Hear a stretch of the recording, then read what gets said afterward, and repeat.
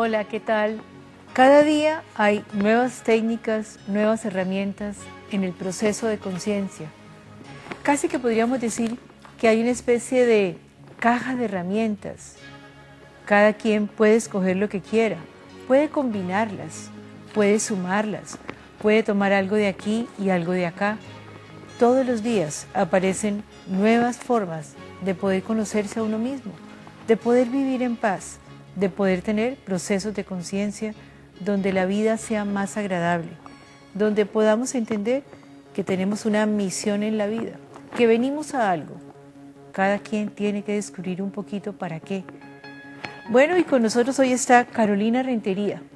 Hoy vamos a hablar de un tema que no recuerdo haber hablado antes, aun cuando es muy conocido, aun cuando se practica muchísimo, y es el Ho'oponopono y también biorreprogramación. Dos temas que Carolina Rentería practica. Pero empecemos por el comienzo. Hola, ¿quién es Carolina Rentería? Hola Gloria, muchísimas gracias por la invitación a este programa. Bueno, estudié biología en la universidad, siempre he estado muy inquieta también por la mente, por todo lo que tiene que ver con la parte espiritual, ha sido como mi eslabón fundamental en la vida y de ahí he estado pues investigando. ¿Te ha servido en el proceso de espiritualidad la biología? Ahora es que estoy integrando ese estudio que hice por la biorreprogramación, que se integra el cuerpo y la mente, se juntan esas dos cosas que generalmente se consideran separadas, se junta cómo el cuerpo o cómo la mente influencia el cuerpo, cómo las emociones afectan nuestra salud. Y por eso a la vez me gustó desde el punto de vista biológico y uniéndolo también con la parte espiritual que ha sido, como te dije, el eslabón de mi vida, lo más importante en mi vida desde jovencita, que me empezó a interesar estos temas de crecimiento personal, porque solamente conociéndome, amándome, puedo ayudarme a mí misma a tener un mejor estilo de vida.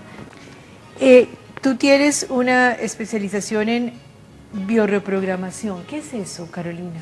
Bueno, biorreprogramación es una técnica terapéutica que lo que hace es fusionar a su vez otras técnicas que están relacionadas con cuerpo y mente, que son, algunas personas han oído de descodificación biológica, yo creo que es el término que más se conoce, que tiene mucho que ver con la medicina germánica de un médico alemán que se llama Hammer, y él lo que hace es que vincula lo que le está pasando a una persona en su cuerpo con un conflicto que él vivió, pero a su vez ese conflicto es una respuesta adaptativa, es decir, el cuerpo está mirando cómo resolverlo y lo que nosotros llamamos enfermedad en sí es la solución que el cuerpo le dio a esa situación que vivimos. Adicionalmente, fuera de la medicina germánica, también incluye a la psicología analítica de Jung y también otras como el guión mental y la PNL. En la combinación de la biología y la de descodificación, más o menos aportó, iluminó, ¿qué hizo allí? Claro, porque al conocer la parte biológica de cómo funciona nuestro organismo y entender por qué sucede pues determinado proceso fisiológico y mezclarlo con la parte de psicología, es decir, ocurre un conflicto y cómo ese conflicto se traduce, porque a veces es literalmente cómo se traduce ese conflicto de forma simbólica en nuestro cuerpo. Lo que busca la biorreprogramación es a través de conocer la emoción oculta, porque generalmente todo conflicto guardamos una emoción, porque un sentimiento es algo que sentimos, pero cuando ya esa emoción lo estamos pasando al cuerpo, ¿cierto? Se vuelve corporal y hay una emoción que quedó guardada, que no se expresó, por muchas razones no se expresan las emociones, y una necesidad sentida, es decir, como algo que yo creí necesitar y que no obtuve, eso se guarda en el cuerpo y luego se traduce en una enfermedad. Carl Jung decía que la enfermedad es la oportunidad que nos da la naturaleza para curar el cuerpo. ¿Cómo un sentimiento se vuelve biología? No es en sí el hecho que vivimos, sino cómo respondemos a lo que vivimos. Entonces, en ese momento que yo hay una situación en la que de alguna manera, porque uno, pues, si una situación no involucra tu supervivencia, pero para tu mente puede que sí, o sea, puede que algo sea dramático, pero también puede ser una emoción que gota a gota llena una jarra, ¿sí? Entonces también puede surgir así, no necesariamente tiene que ser algo boom, sino puede ser gota a gota, puede producir una enfermedad. Que la enfermedad no es en sí, sino el cuerpo lo que hace es buscar cómo darle una solución. Por decir, te explico para que quede más claro. Cuando una persona tiene una desvalorización personal, dependiendo del tipo de desvalorización, por decir algo, en huesos, es una desvalorización muy estructural. El cuerpo, en los huesos es nuestra estructura. Yo veo como si la mente inconsciente, porque todo queda allí, todas las emociones reprimidas están en la mente inconsciente, la emoción se expresa a través del símbolo. Por eso se ve normalmente que dicen, ay, me duele la rodilla, entonces la hacen simbólica con, por ejemplo, el dar los pasos. Ay, me duele o tengo un problema en la columna, tiene que ver con el sostén de tu vida. Entonces la mente también trabaja con esa simbología. Siempre el cuerpo busca cómo recuperar su equilibrio. Entonces en una persona con una desvalorización, el hueso tiende a adelgazarse. Cuando la persona se valoriza, o sea, ya resuelve su conflicto, el hueso empieza a ser como un callo. Entonces, para el organismo, esa es la solución que él da. Primero adelgazarlo y luego recuperarlo. Es importante conocer, cuando uno está estudiando, por ejemplo, lo que yo estudié, o cuando llega alguien, uno identifica qué tipo de enfermedad tiene y según la enfermedad uno dice, ¿está en conflicto o ya está en resolución? Pero es siempre el cuerpo dando una solución de adaptación. Nunca es que el cuerpo perdió su memoria de cómo resolver el conflicto. No, el cuerpo mismo sabe. Lo que pasa es que no sabemos identificar que eso está sucediendo en nuestro cuerpo. Y creemos que el síntoma es como que nos está avisando que algo está mal.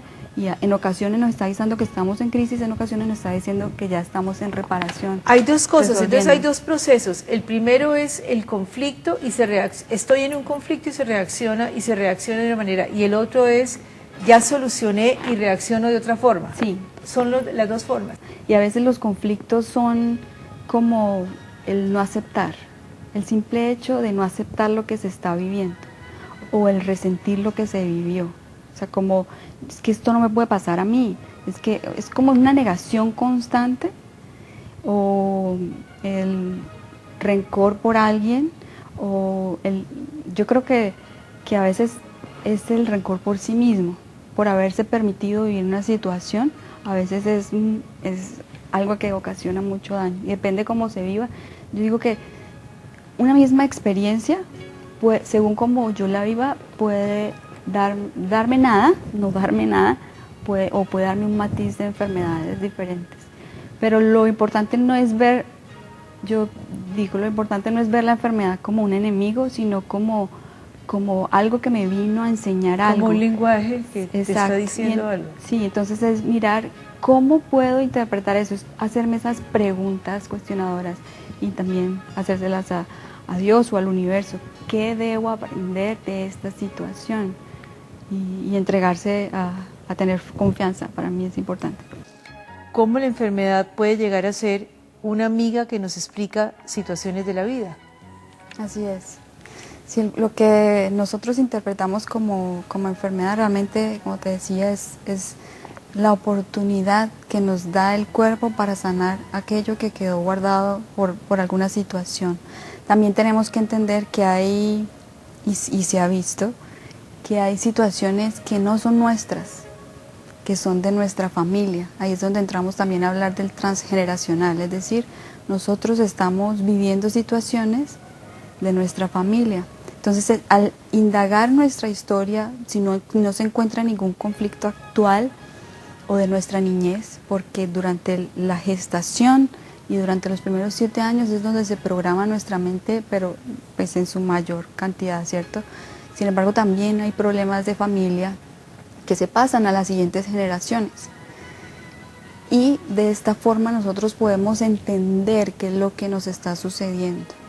Yo trato de vivir mi vida de esta manera también, siempre que aparece algo en mi cuerpo, preguntarme qué es. También revisar el instante o esos días previos a que aparece un síntoma y a ver, bueno, ¿qué pasó? ¿Qué hubo en mi mente? ¿Cómo estaba yo? Obviamente si es cerca podemos recordar, si es algo que ya llevamos durante mucho tiempo podemos empezar a relacionar, bueno, esto ocurrió cuando, y ir temporalmente a ver si hubo alguna situación. Y siempre está la parte emocional allí, como un conflicto que se vivió de alguna manera. Ahora hay que entender que es el cuerpo protegiéndonos. Por decir algo, las alergias, que son muy comunes, es el cuerpo previniéndonos de una situación que fue conflictiva. Entonces cada vez que el cuerpo se ve en una situación similar, aparece la alergia. Pero es simplemente un aviso, él nos está como previniendo, se activa nuestro sistema de supervivencia. Y simplemente nosotros yendo a la mente inconsciente donde quedó guardada esa información, cambiarla, que es tan simple, uno lo ve muy simple, pero es así, es literal. Nuestra mente no reconoce lo que es real o imaginario, nuestra mente inconsciente no reconoce lo que es real e imaginario, por eso funciona la PNL. Nuestra mente no reconoce que el otro es otro, o sea, para la mente inconsciente el otro soy yo también. Entonces allí cuando nosotros podemos entrar a cambiar esos programas o esos conflictos, esa necesidad que no se solucionó y ver el cambio en nuestra vida actual. ¿Cómo llega entonces una persona, como con un problema emocional o con un problema físico? ¿Cómo se consulta? La base es empezar a hacer la historia, es decir, ir hacia atrás a encontrar ese momento conflictual y a través de la PNL o de ejercicios de percepción. Para mí es muy importante el cambiar de la forma de ver lo que sucedió y así la mente entiende que ya no está en peligro, por ejemplo. Eso es fundamental porque nuestra mente inconsciente lo que quiere es protegernos. Entonces el llevarle nueva información de que estoy bien, no es necesario que me protejas, porque uno puede hablarle directamente hacia la mente inconsciente, pero también es llevarle eso que ella necesitó. Si necesitó amor, entonces yo, pues como persona que estoy viviendo una situación, voy a mi inconsciente y llevo ese amor que necesité en ese momento.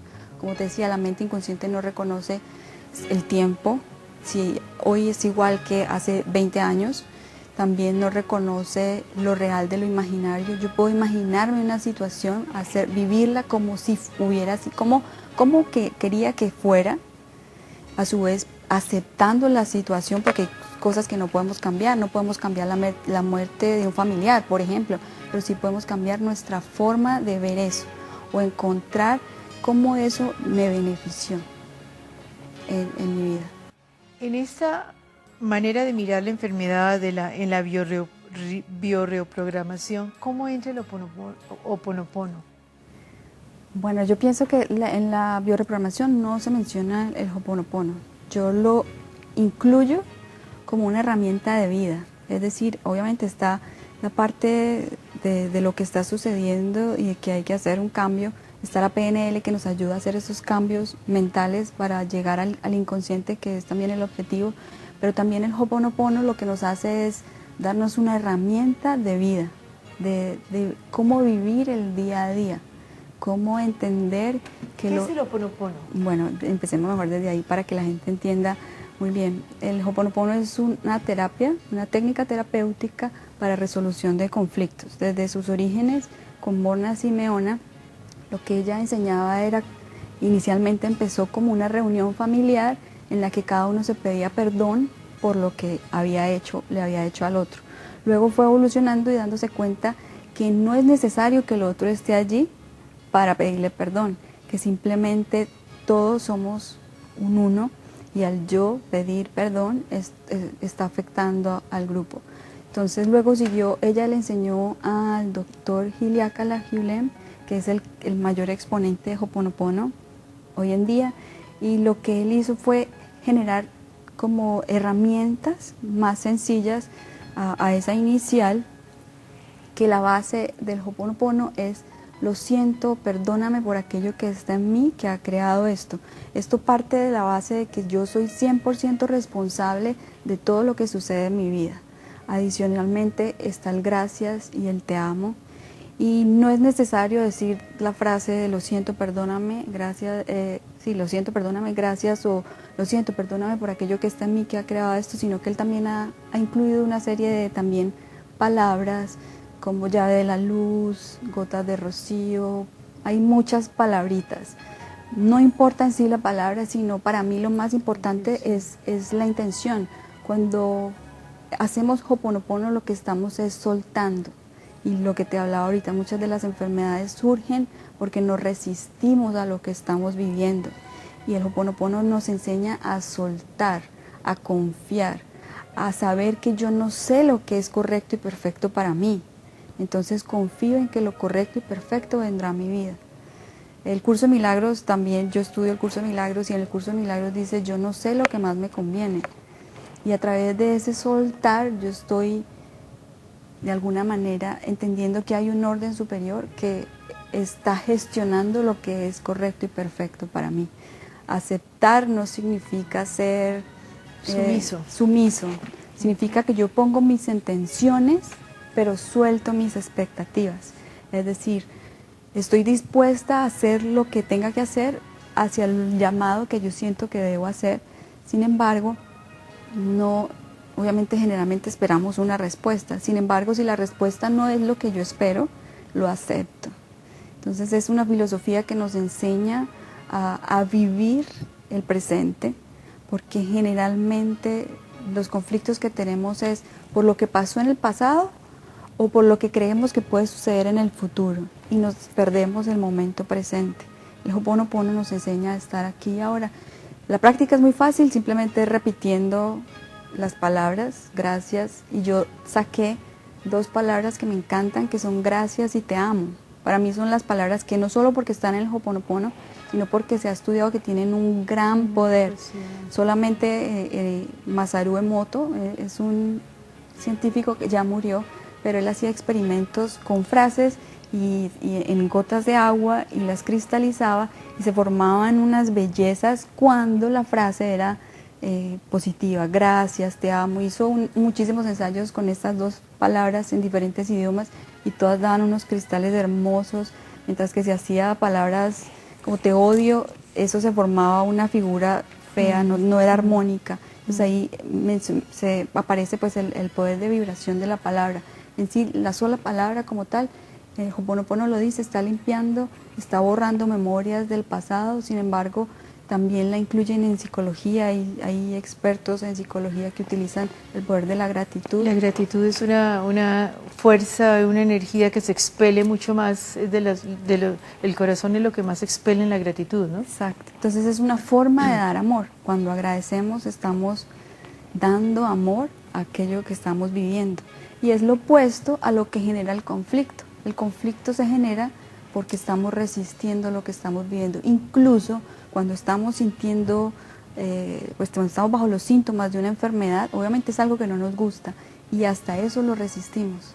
Entonces tenemos un dolor de cabeza y estamos como, esto es lo más sencillo, ¿no? Un dolor de cabeza es algo muy sencillo, pero cuando estamos bajo una enfermedad que los síntomas son dolor, generalmente resistimos el dolor, nos quejamos del dolor y eso lo único que hace es hacer que la situación se quede más allí. Y la idea sería aceptar el dolor. Aceptar el dolor, hacerse la pregunta, ¿qué tengo que aprender de esto? Y lo dicen, muchas personas que trabajan con esto lo dicen, yo sé que eso suena muy difícil, pero es amar la enfermedad. Es una posición bastante difícil, pero quizás ahí esté la solución, ¿cierto? El no resistirme a lo que estoy viviendo, el aceptar, es aceptar con amor lo que sea. Si tengo que vivir con esto, agradecerlo y ver cuál es el mensaje. Y mucha gente que después de sanarse habla sobre esa enfermedad, enseña que solamente cuando vieron la enfermedad como una amiga, como bueno, ¿qué tengo que aprender de esto? O les enseñó a valorar lo que tenían. O sea, cuando voltear, por eso te digo, el cambio de percepción es fundamental y muchas personas con curación agradecen a la enfermedad.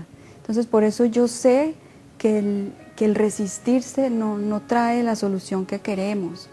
y solamente al encontrar que tengo que aprender algo de aquí y tengo que buscar cómo amar esto, mirarla de diferentes maneras, cómo amar, también cómo me puedo hacer responsable de lo que sucedió sin culparme, porque no se trata de culparse, sino de amarse a pesar de lo que sucedió. Mi objetivo de vida es enseñar y aprender, obviamente enseñando estoy aprendiendo, siempre aprendemos cuando enseñamos, es enseñar cómo puedo tener un mejor estilo de vida cambiando mi percepción de la vida, a tener una percepción de una vida de amor, de que yo puedo crear la vida que quiero, pero trabajando en mí, amándome. Ahí tienen una opción de vida. Aquí están encontrando la página de Carolina si la quieren buscar, pedir una cita. Es una manera distinta de mirar la vida, de mirar la enfermedad y también de poder tener una armonía mayor en la vida que tenemos. Muchísimas gracias a Carolina y a ustedes, que la pasen bien.